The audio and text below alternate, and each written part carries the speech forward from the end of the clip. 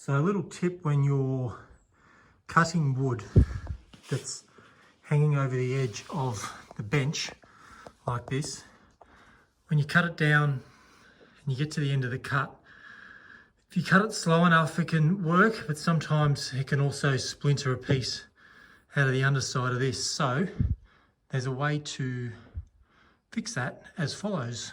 So I've just flipped this over and carried on the mark onto the back side of the board. Then all we need to do with the saw is make like a small relief cut.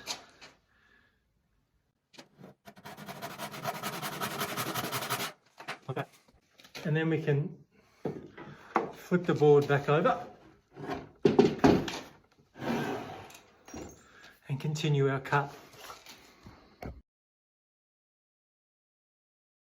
And then as we come to the end of the cut,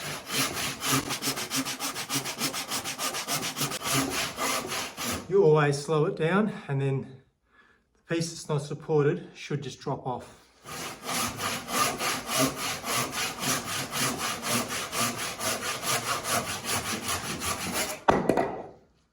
Just like that.